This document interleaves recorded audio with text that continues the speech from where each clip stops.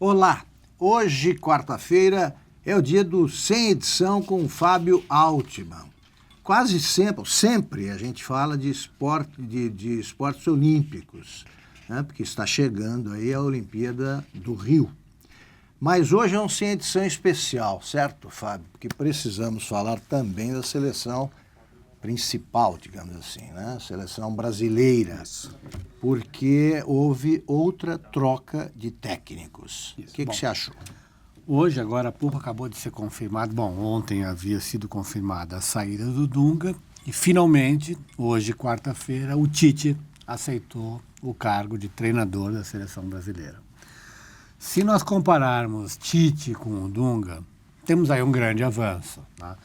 De todos os treinadores em atividade no Brasil hoje, talvez o Tite, talvez não, com certeza o Tite é o treinador mais adequado, mais bem preparado para enfrentar as novidades do futebol moderno. E é um cara que estuda. É um cara que estuda, é um sujeito tenta ficar atualizado. Que tenta se atualizar, conhece muito futebol, consegue montar esquemas de jogo, com muita firmeza, com a defesa bem protegida, um meio-campo muito forte. Tem um sistema definido. Tem um sistema definido, enfim, sem dúvida, enfim, foi uma boa escolha, uma boa decisão. Temos aí, digamos, um pouco de esperança para a seleção brasileira, mas é preciso lembrar, para a gente falar um pouquinho de Olimpíada, que uma das condições para ele ter aceitado foi não dirigir a seleção olímpica do Brasil agora. Não vai, que será convocada amanhã. Será convocada amanhã, no que ele fez muito bem, né? Porque se ele começa treinando a seleção olímpica, portanto, participando dos Jogos Olímpicos, e o Brasil não ganha medalha de ouro, medalha que, aliás, nunca ganhou, ele já daria uma largada um pouco prejudicada, contaminaria. Nem conhece os jogadores. E não conhece, é muito em cima da hora. Que tem um técnico há um ano já. Exatamente. Então, enfim, acho que foi uma decisão boa esse isolamento da seleção principal com a seleção olímpica, de modo que uma coisa não contamine a outra. Agora, Fábio, há um assunto inevitável. Há pouco tempo, o Tite foi um dos signatários de um documento aí que pedia a saída dessa turma toda, aí, dessa cartolagem que comanda a CBF. Ele deu alguma explicação para dizer por que aceita agora? De lá para cá na verdade, piorou, assim, né? O fato dele ter aceitado, enfim, obviamente o cargo de treinador da seleção brasileira para um treinador de futebol é o posto almejado por todos eles. Então, ele aceitou por isso, aceitou um pouco pela perspectiva de recuperar a imagem do futebol do Brasil, de devolver a mística da amarelinha, enfim, de chegar a uma Copa do Mundo. E ele está bem posicionado, porque se formos comparar o que aconteceu na Copa de 2014, qualquer 6-1 tá bom, né? Tá bom. Tá. Basta não ser 7-1, já é um avanço. Então, obviamente, ele aceitou, porque, enfim, está nesse caminho. Só que o Tite não é a solução do futebol brasileiro, evidentemente não. Ele sabe disso, por isso que ele foi signatário dessa carta contra o Marco Polo Del Nero, porque ele, Tite, sabe também, tudo bem, tem aí um pouco de incoerência, talvez o mais bonito, heróico e interessante do ponto de vista de imagem dele seria dito não. Esses caras aí que estão aí agora, né, no comando da Confederação Brasileira de Futebol, não trabalho com eles. Que é o agora, eles estão lá, mas mais enfraquecidos, né? Estão enfraquecidos, mas assim, se o Tite pudesse ter mantido a coerência total, ele diria não. Porque é o mesmo Tite que assinou um documento dizendo, a grosso modo, saiam da CBF, vamos reformar, solucionar a CBF, e você resolvendo, limpando, saneando a CBF, você automaticamente melhora a seleção brasileira. Ultimamente é o que ele deseja. Né? Porque assim, ele não mudou de ideia. Embora ele tenha tido, obviamente, todo o direito de fazer essa opção, não será fácil. Porque o futebol, infelizmente ou felizmente, é feito de resultados. Numa estrutura como a da Alemanha, por exemplo, em que a federação ela é correta, não tem corrupção, aparentemente, e funciona de modo adequado, a Alemanha levou mais de 15 anos, ou quase 15 anos, da Copa de 2002 até chegar em 2014, do modo como chegou, ganhando o título mundial. E nesse percurso perdeu a Copa do Mundo em casa, em 2006, não foi bem na Copa de 2010, e chegou em 2014 e foi campeão do mundo, com o mesmo treinador esse tempo todo. No Brasil, infelizmente, dada a estrutura liderada pela CBF, se o Tite tiver 2, 3 resultados ruins, ele já se aproxima do Dunga. Agora, Fábio, o que aconteceu para que o Brasil passasse a ser representado por um time tão ruim? É um problema de geração. Você se referiu agora a problemas estruturais, queria que você dissesse quais são, porque o brasileiro, assim, o Brasil, eu acho que é um viveiro de jogadores de futebol. E normalmente surgem craques. Todas as seleções, perfeito, independentemente do resultado na Copa, tinham 2 ou 3 melhores, né, que se destacavam. O que aconteceu? Então, eu acho assim, Augusto, assim, evidentemente o Brasil ainda produz grandes craques. Lá atrás, aí quando eu digo atrás, desde 58, e nem 62, precisa ser um Pelé, não, né? Então, surgiam jogadores, obviamente vamos deixar o Pelé de lado, grandes jogadores, e naquele momento, no mundo menos globalizado, menos ciência, menos conhecimento dos treinadores no mundo inteiro, bastava você ter 2, 3, 4 jogadores, o treinador jogava a camisa, como o Feola fez, o Feola em 58. E eles se entendiam, e aquilo bastava para você ter grandes seleções. Com o passar do tempo, já não bastava mais. Mesmo em 70, tudo bem que o Zagallo era um bom treinador, mas não era um excepcional treinador. Era uma geração excepcional. Com o passar do tempo e a evolução dos métodos de treinamento e o conhecimento dos outros países, organização, já não basta ter apenas grandes craques. É preciso ter grandes craques e uma boa estrutura. Um dos problemas do Brasil foi justamente ter grandes craques.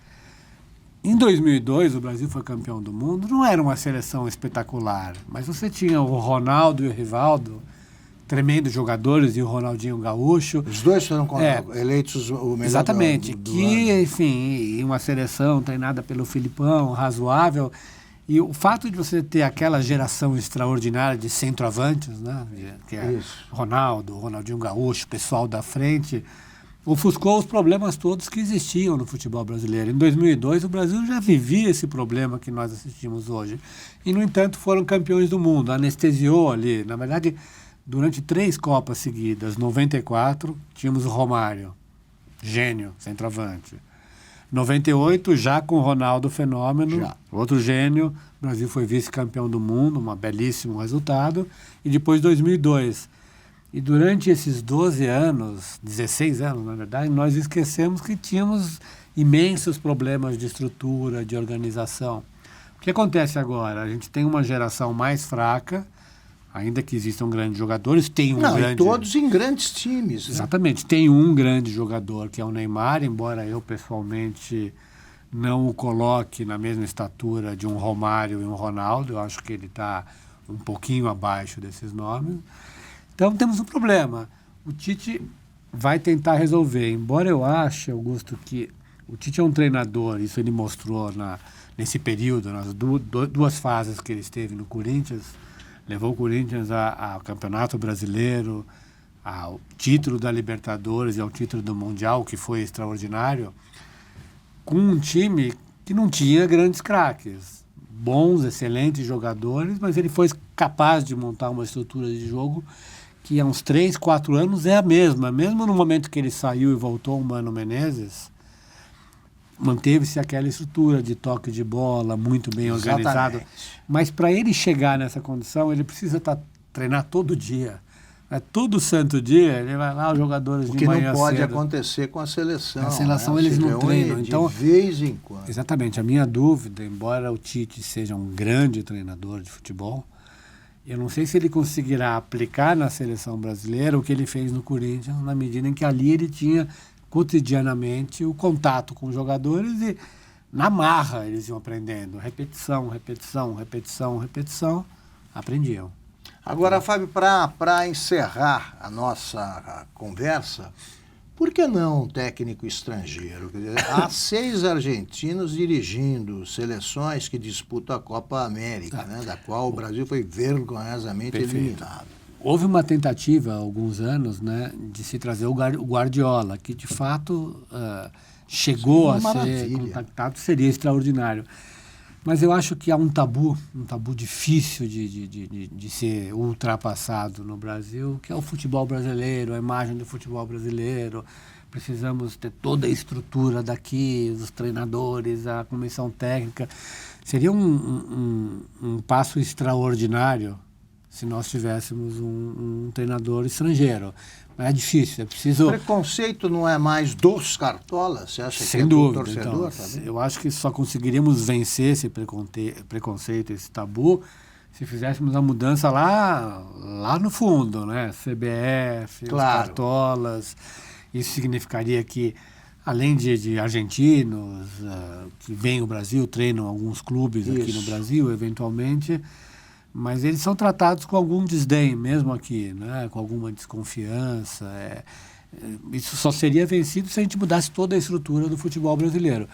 Embora, bom, voltando a ressaltar, o Tite talvez seja o mais estrangeiro dos treinadores brasileiros, mas é bom que seja o Tite, nada contra o Dunga, pessoalmente, é só um estilo de treinador diferente, um sujeito meio bronco. Então, o problema não é o Dunga, o problema é a CBF. Perfeito. Não, o Dunga, apesar de toda a postura dele, de arrogância, do modo como ele organiza um time de futebol, ultrapassado, enfim, evidentemente não é um bom treinador, mas ele é o problema menor, né? Então, a gente trocou uma peça ali por outra que pode dar certo, mas enquanto não trocarmos a estrutura do futebol brasileiro, muito possivelmente o Tite será uma nova vítima dessa estrutura. Assim, ele precisa ganhar tudo para dar certo. Ganhar tudo significa classificar o Brasil para a Copa do Mundo, coisa que é fácil.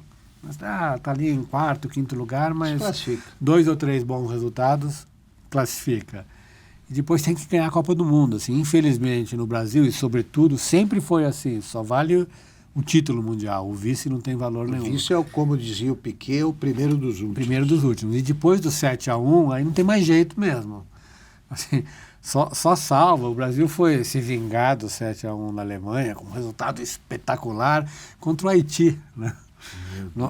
Só conseguiu marcar. Foi uma infeliz coincidência que nessa narrativa da queda do Dunga é curioso que tenha sido assim, né?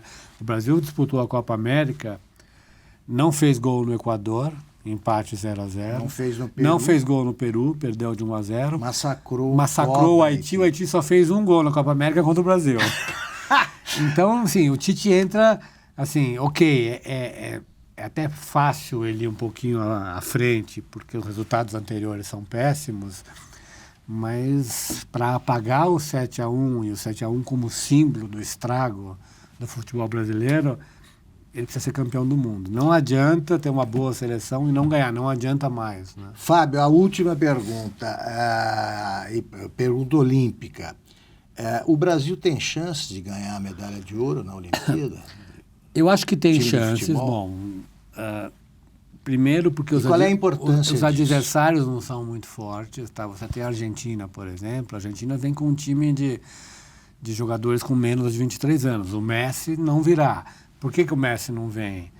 Não vem porque ele já é campeão olímpico, ele já ganhou uma medalha de ouro em 2008, portanto, não existe a pressão sobre ele, nem sobre a Argentina de ganhar. Então, isso já é um ponto importante. A Argentina já ganhou, entendeu? Então, não vem outras seleções, tem seleção do Iraque, tem seleções fracas, como costuma acontecer na Olimpíada. Mas se ganhar, qual é a importância disso? Então, eu tenho a impressão, talvez seja até ousado dizer isso, Augusto, que talvez seja tarde demais para o Brasil ganhar uma medalha de ouro. Lá atrás, quando se decidiu que a seleção olímpica podia ter 3 jogadores acima de 23 anos, portanto, eram convocados já estrelas, então nós tivemos o Ronaldo Fenômeno em 96, 2 anos depois do Brasil ter sido campeão mundial em 94. Tivemos depois a Ronaldinho Gaúcho, o Roberto Carlos, tivemos o Neymar em 2012. E a gente batia na trave, Em 84, 88 fomos vice-campeões da Olímpicos com o Romário, depois desclassificados pela Nigéria em 96 com o Ronaldo Fenômeno, então o Ronaldinho.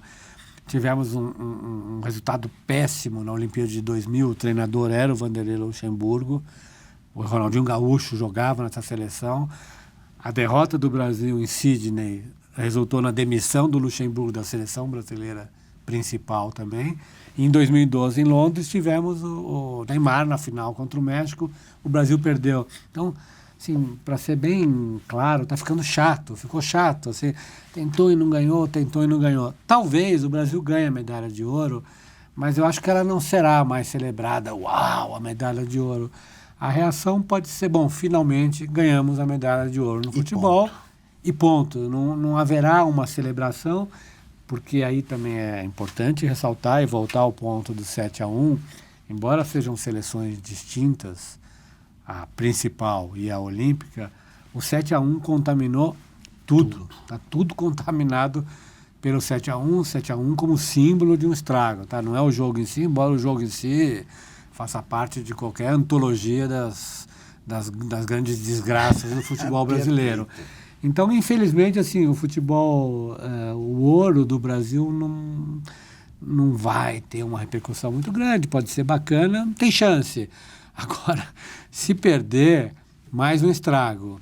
O que pode salvar a seleção principal é que, felizmente, o Tite não será treinador dessa seleção. Então, aí qual é o discurso? Não, a seleção olímpica é outra coisa, era outro treinador. A seleção principal é o Tite e o Neymar. Um gesto, Tira o Neymar gesto sensato. Estamos terminando mais um Sem Edição com Fábio Altman. Estaremos de volta na próxima quarta-feira. Até lá.